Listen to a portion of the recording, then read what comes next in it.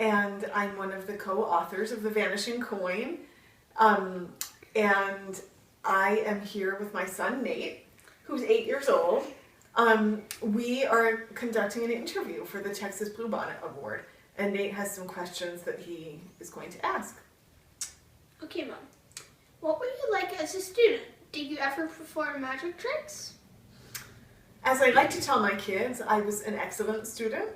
I always got good grades. I loved school. And even though they don't believe me, those things are actually really true. I was a good student, which is not a necessary thing always for being a writer, but I happened to thrive in school. I was really a quiet kid, and sometimes that meant I was just concentrating hard and working hard. I never really did magic tricks, but I always loved to write stories. What book has most influenced your life? That's a hard question to answer if you're a person who loves to read. I feel that every book I've read has influenced my life in some way.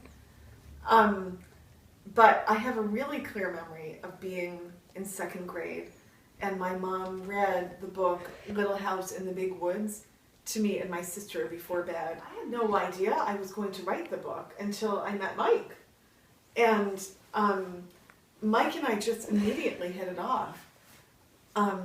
He is like Mike in the story, and I'm like Nora in the story, and together we make a great team. So it was Mike's idea that the book should be about a kid like him, and that each book should have directions for magic tricks.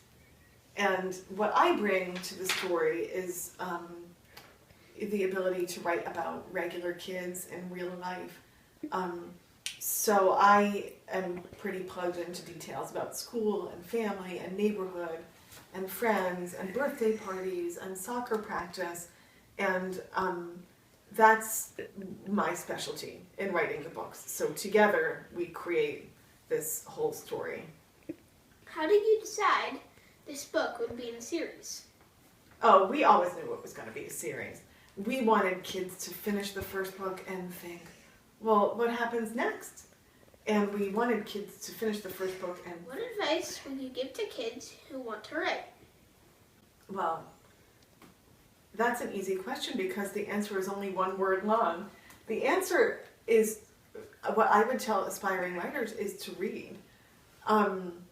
I'm a big believer that there's no right book to read. You can read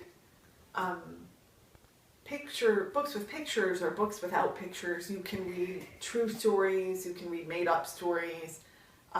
In our family, we really like to listen to audiobooks, and that's another way to read. But every time you read a book, you learn something about good writing. You learn about how to make the characters seem like real people, or you learn how to make a story really exciting and work well. So reading is like practice for good writing, and the more reading you do, the better your writing will be. So is that it, Nate? Yeah. We got them all? Mm-hmm. Okay, thank you very much.